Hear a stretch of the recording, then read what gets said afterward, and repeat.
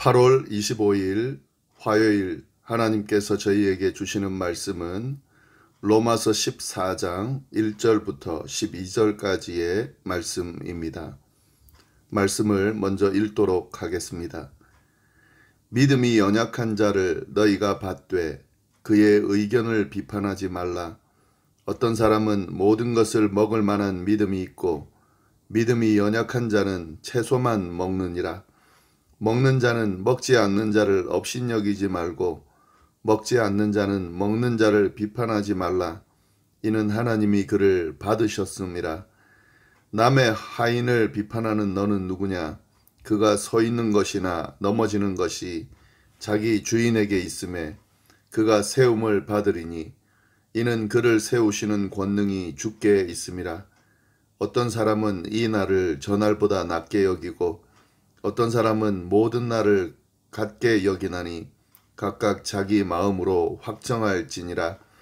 나를 중히 여기는 자도 주를 위하여 중히 여기고 먹는 자도 주를 위하여 먹으니 이는 하나님께 감사함이요 먹지 아니하는 자도 주를 위하여 먹지 아니하며 하나님께 감사하느니라.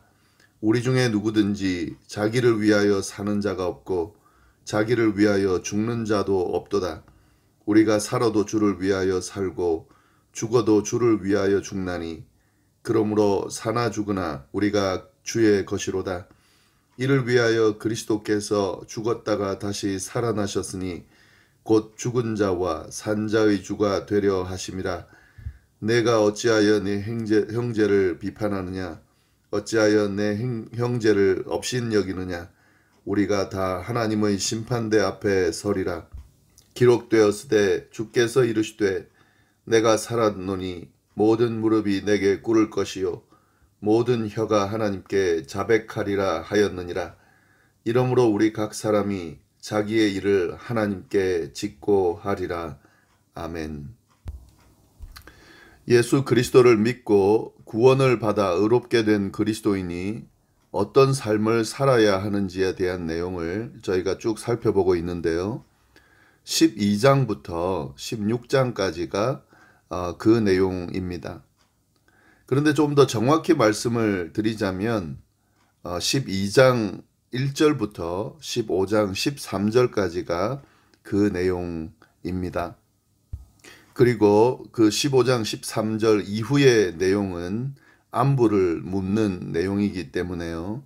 정확히는 12장 1절부터 15장 13절까지가 그리스도인이 어떻게 살아야 하는지에 대한 그런 구체적인 내용이다 말씀드릴 수 있습니다.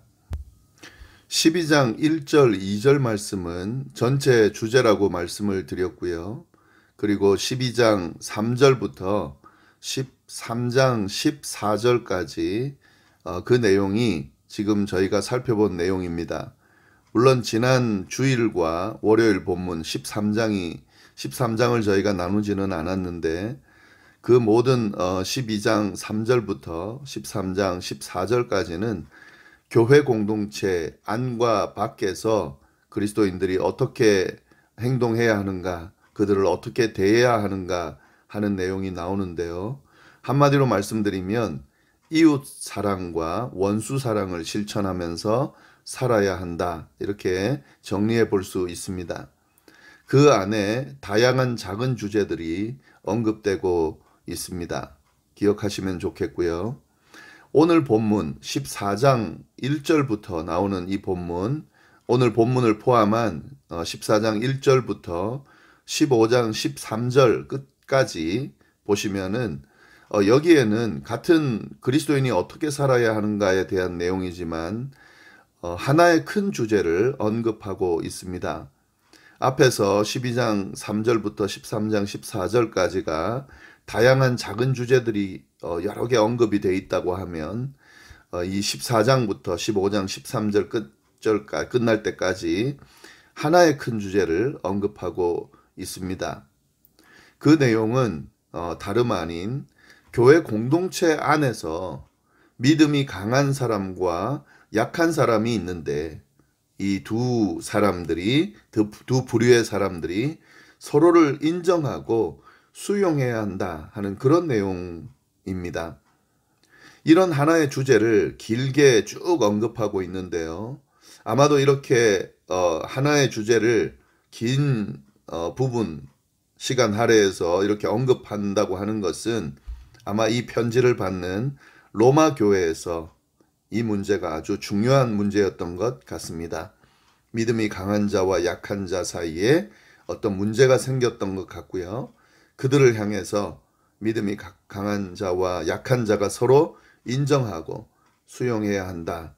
이렇게 사도 바울이 강조하면서 쭉 설명을 하고 있는 것 같습니다. 그 내용을 좀 살펴보도록 하겠습니다. 이 로마 교회의 경우 어떤 문제가 있었냐면요. 주로 이 음식 문제로 인해서 큰 나눔이 생겼습니다. 다툼이 생기면서 크게 두 부류로 나누게 됐다 하는 거죠. 유대인들 중심으로요. 그러니까 그리스도인이 된 유대인들이죠. 그 그리스도인이 된 유대인들 중심으로 예수님을 믿은 이후에도 여전히 그들이 지켜오던 율법, 그 중에서도 음식에 관한 율법을 중요하게 생각하는 경향이 있었습니다. 비록 그들이 그리스도인이 되긴 했지만 이방인들과 한자리에 앉아서 음식을 먹는 것, 특히나 금지된 부정한 음식을 함께 먹는 것은 쉽지 않았습니다. 그래서 그들은 그 부분에 대해서 힘들어했고 심지어는 그 유대인의 율법이었던 그 율법을 계속 그리스도인이 된 후에도 지키려는 그런 모습이 있었습니다. 바울은 이들을 믿음이 연약한 자라고 부르는데요. 이 그리스도인의 입장에서 봤을 때는 이 사람들이 믿음이 아직 연약한 자다. 아직은 그리스도인으로서의 모습을 완전히 가지고 있지 못하다. 아직도 유대인의 그 율법의 영향을 받는 존재다라고 해서 믿음이 연약한 자라고 그렇게 불렀습니다. 그러면 믿음이 강한 자는 누군가? 이 반대되는 거죠. 음식에 크게 영향을 받지 않는 사람들, 이런 사람들을 강한 자다 이렇게 불렀다 하는 거죠. 율법이 규정한 대로 도살된 것이 아닌 고기, 이런 고기도 먹고요. 그리고 이방신에게 바쳐졌을 가능성이 있는 그런 고기, 그런 음식들, 그리고 그런 포도주는 마시는 거죠. 그러니까 이런 사람들은 강한 자라고 했다는 거죠. 왜냐하면 율법에 크게 영향을 안 받는 겁니다. 그래서 이런 믿음이 강한 자와 약한 자 사이에 그런 어떤 문제들이 생겼다 하는 그걸 전제하면서요. 오늘 말씀을 보시면은 좀 더 잘 이해할 수 있을 것 같습니다. 자, 1절 말씀 먼저 보시면 믿음이 연약한 자를 너희가 받되 그의 의견을 비판하지 말아라. 이렇게 지금 이야기하는데 믿음이 연약한 자를 너희가 받아라. 그리고 그의 의견을 비판하지 말아라. 이렇게 이야기하고 있습니다. 아까 제가 말씀드린 이해를 가지고 이 말씀을 좀 이해해 본다면 이렇게 되는 거죠. 유대인들 중에 그리스도인이 된 사람들 뭐 상관없이요. 그들 중심으로 믿음이 연약한 자의 모습을 보일 때가 있다. 다시 말씀드리면 아직도 율법에 매여서 음식을 마음껏 먹지 못하고 부정한 음식, 정한 음식을 막 구분하면서 그렇게 고민하고 그런 것들은 먹지 말아야 된다라고 말하는 그런 사람들의 모습을 너희가 받아줘야 된다. 그의 의견을 비판하지 말아야 된다 하는 거죠. 그러면서 2절 말씀 어떤 사람은 모든 것을 먹을 만한 믿음이 있고 믿음이 연약한 자는 채소만 먹는다 하는 거죠. 어떤 사람은 모든 것을 다 어떤 것이든 먹어도 믿음에 흔들리지 않고 믿음의 영향을 받지 않는 사람들이 있고 믿음이 연약한 자는 채소만 먹는다 하는 거죠. 그래서 이 다른 것들을 먹으면 믿음이 시험을 받기도 하고 흔들리기도 하기 때문에 채소만 먹는다. 그러니까 이런 사람도 있고 이런 사람도 있기 때문에 믿음이 연약한 자를 너희가 받아줘야 된다. 용납해야 된다. 하는 이야기를 하고 있습니다. 그러면서 3절 말씀 먹는 자는 먹지 않는 자를 업신여기지 말고 먹지 않는 자는 먹는 자를 비판하지 말라. 한쪽만 그렇게 하는 것이 아니라 양쪽 다 해야 되는 거죠. 먹는 자는 먹지 않는 자를 업신여기지 말아라. 아직도 율법에 매여 있냐? 아직도 자유하지 못하냐? 이러면서 업신여기지 말고요. 먹지 않는 자는 먹는 자를 비판하지 말아라. 먹지 않는 자들은 보면서 왜 저렇게 먹느냐? 저 부정한 음식인데 하나님이 저걸 부정한 음식이라고 했는데 너네가 왜 먹느냐라고 비판하지 말아라. 서로 비판하면 안 되는 거죠. 업신여기고 비판하지 말라고 이야기하는 거죠. 믿음이 약한 자는 강한 자를, 또 믿음이 강한 자는 믿음이 약한 자를 서로 업신여기거나 비판하지 말라고 사도 바울은 강조하고 있습니다. 그렇다면 이거 왜 그렇게 해야 되는가? 3절 마지막에 나오는데요. 이는 하나님이 그를 받으셨음이라. 하나님이 그를 받으셨기 때문에 서로 비판하지 말라 하는 거죠. 무슨 말씀이냐면 하나님이 믿음이 연약한 자든 믿음이 강한 자든 이 그리스도인들로서 하나님의 백성으로 그들을 인정해 주셨습니다. 물론 부족함이 있겠죠. 또 강한 점이 있겠죠. 그러나 하나님은 부족한 자들이든 또 그렇게 믿음이 강한 자들이든 모두 다 하나님께서 용납하시고 받아주셔서 그리스도인이 되게 하셨습니다. 예수 그리스도를 나의 구주로 믿고 고백하는 사람들은 구원을 받는다고 했기 때문에 이 사실을 확실히 하고 있는 사람들은 구원에 이르게 됐다. 하나님이 인정해 줬다. 받으셨다. 용납해 주셨다 하는 겁니다. 그러니까 하나님께서 받으신 것을 인정하신 것을 서로 인정하지 않고 서로 비판한다고 하는 것은 업신여긴다고 하는 것은 하나님의 뜻에 합당하지 않은 거죠. 4절 말씀에 보면 이렇게 되어 있습니다. 남의 하인을 비판하는 너는 누구냐? 그가 서 있는 것이나 넘어지는 것이 자기 주인에게 있음에 그가 세움을 받으리니 이는 그를 세우시는 권능이 주께 있음이라. 하나님께서 이 모든 그리스도인들에 대한 그런 권한을 가지고 계시다 하는 거죠. 마치 하인에 대한 결정권을 주인이 그 권한을 가지고 있듯이요. 주님께서 판단하신다 하는 거죠. 주님께서 이 둘의 결정권을 가지고 있다 하는 거죠. 서로는 서로에 대한 결정권이 없습니다. 서로에 대한 권한이 없습니다. 오직 주님께서, 주인 되시는 주님께서 그 결정권을 가지고 계시다 하는 거죠. 하나님이 판단하실 거다 하는 거죠. 믿음이 연약한 자도 판단하실 거고 믿음이 강한 자들도 하나님께서 판단하실 거다 하는 거죠. 그러니까 서로 업신여기거나 비판하지 말아라. 그렇게 지금 말씀하고 계십니다. 그러면서 사도 바울이 설명을 이어가고 있는데요. 5절 말씀, 6절 말씀 보면은 어떤 사람은 이 날을 저날보다 낮게 여기고 어떤 사람은 모든 날을 같게 여기나니 각각 자기 마음으로 확정할지니라. 이 말씀 무슨 말씀이냐면요. 어떤 사람은 이 날보다 저 날을 낮게 여긴다는 말은 이것도 마찬가지입니다. 어떤 사람은 그리스도인이 된 유대인을 말할 것 같은데 이 안식일, 초하루, 유월절 이런 날들을 유대인들 되게 중요하게 여겼거든요. 예, 이런 날들은 다른 날보다 훨씬 낫다 이렇게 생각을 여전히 하더라 하는 거죠. 같은 날이지만 이 날들은 특별한 날이다 이렇게 생각하는 사람도 있고 또 어떤 사람은 모든 날이 같다라고 특별한 날이 따로 있는 것이 아니라 모든 날들이 다 하나님께서 사랑하시는 날, 특별하게 하신 날이다 하는 그런 마음을 갖고 있는 사람들도 있다. 그런 생각을 갖고 있는 사람도 있다는 거죠. 그런데 이 두 사람도 마찬가지입니다. 이 두 사람도 서로 이게 더 낫고 이게 더 낫다 비판하지 말고 다 서로 같다는 거죠. 각각 자기의 마음으로 확정할지니라. 이 말은 자기가 생각하는 그 생각을 그대로 그냥 가지고 있으면 된다는 거죠. 자기의 판단대로 하면 된다는 거죠. 예, 이 이야기들을 쭉 보면서 그러면 이게 뭐가 맞고 뭐가 틀린 것인가 이렇게 말할 수 있습니다. 그럼 어느 둘 중에 어느 것도 그럼 선택해도 된다는 말인가?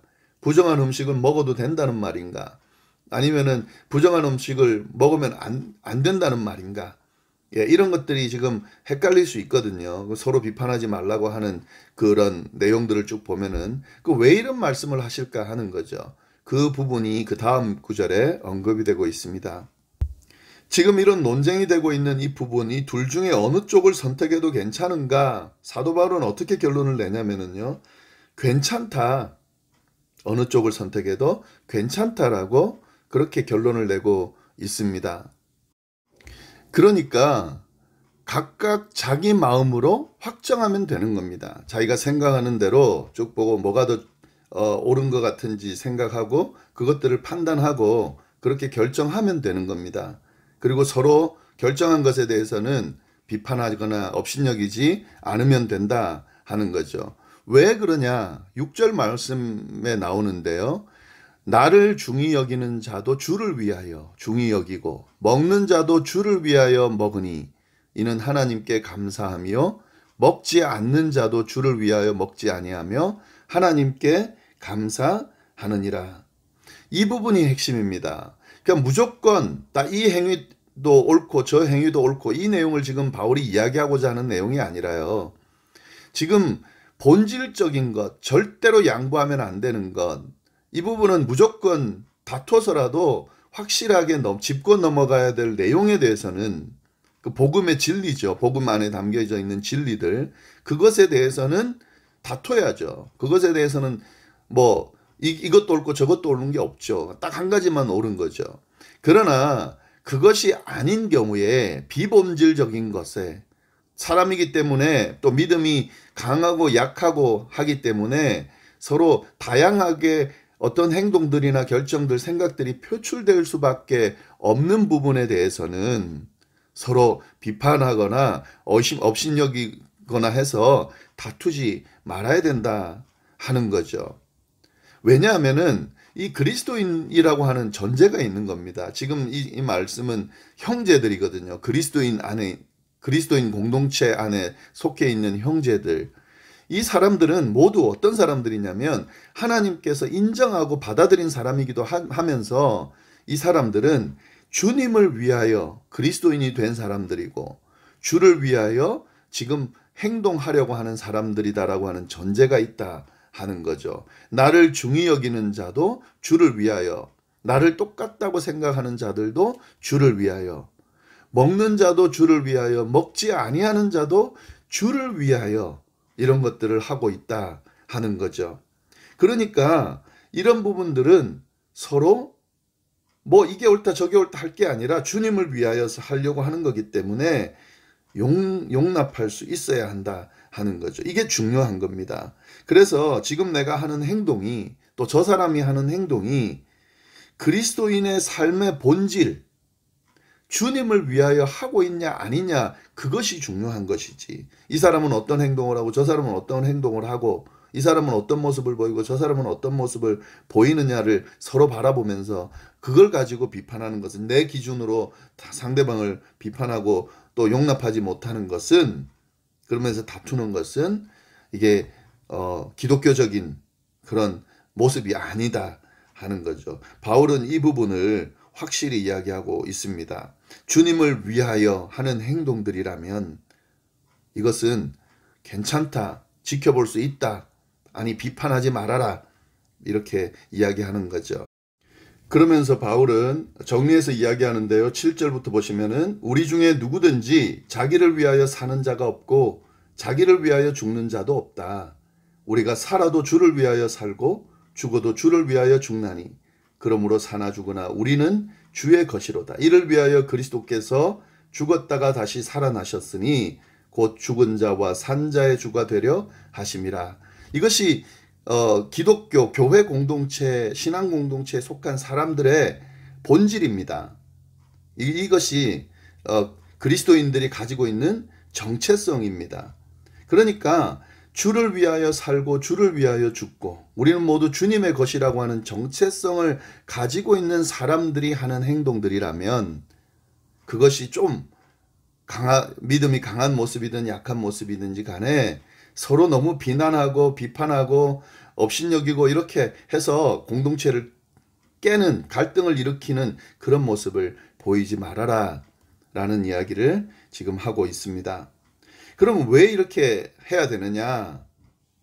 10절 말씀부터 12절 말씀 뭐라고 되어 있냐면요. 내가 어찌하여 내 형제를 비판하느냐? 어찌하여 내 형제를 업신여기느냐?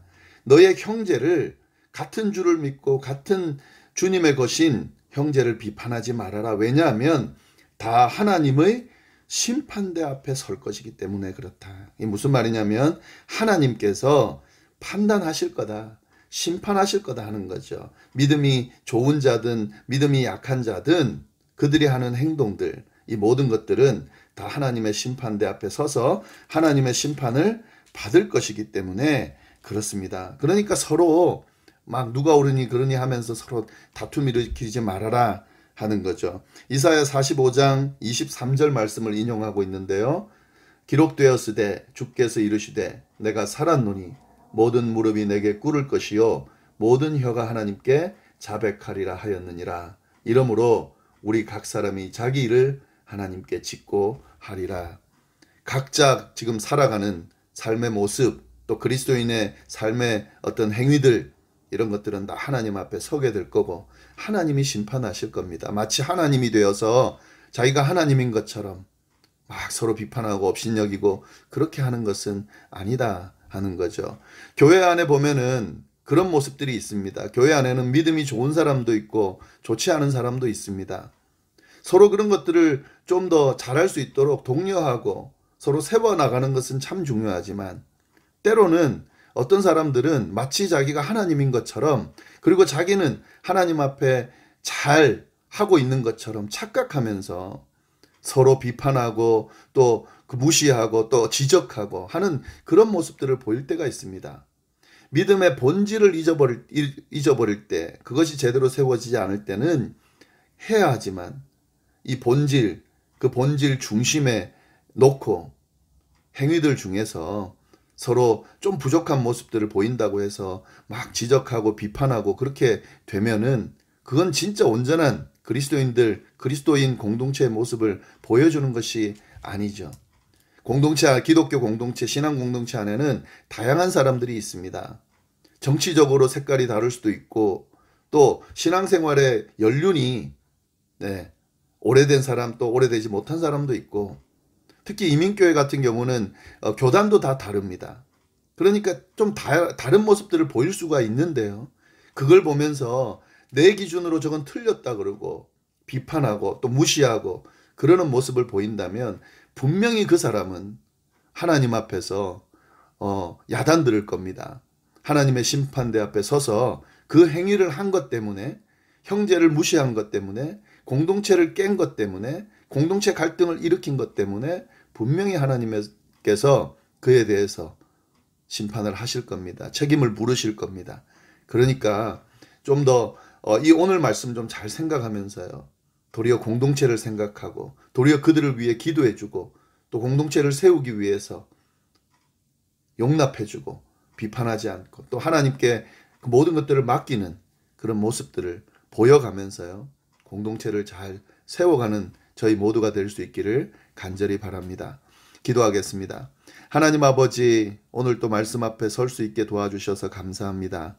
귀한 말씀 잘 마음에 새기고 특별히 하나님 귀한 신앙 공동체, 그리스도인 교회 공동체 하나님 허락해 주셨는데 잘 건강하게 세워갈 수 있도록 인도하여 주옵소서. 믿음이 강한 사람도 있고 약한 사람도 있고 다양한 생각들을 가지고 있는 사람들이 있는데 정말 본질은 잊지 않게 해주시고 오직 주를 위하여 모든 것들을 행하는 그런 본질을 잘 세워갈 수 있도록 도와주시되, 이 본질이 아닌 비본질적인 것들을 보면서 서로 비판하고 갈등을 일으키고 공동체를 깨는 그런 어리석음을 범치 않을 수 있도록 인도하여 주옵소서. 각자 자기의 모습을 돌아보고 하나님께 그 사실을 아뢰면서 하나님께서 그것을 판단하실 거라 믿고 용납하는 저희의 모습들이 있을 수 있도록 인도하여 주옵소서. 하나님께서 함께해 주시기를 바라고 오늘 하루도 또 한 주도 주님의 은혜 가운데 늘 승리하는 삶을 살 수 있도록 인도하여 주옵소서.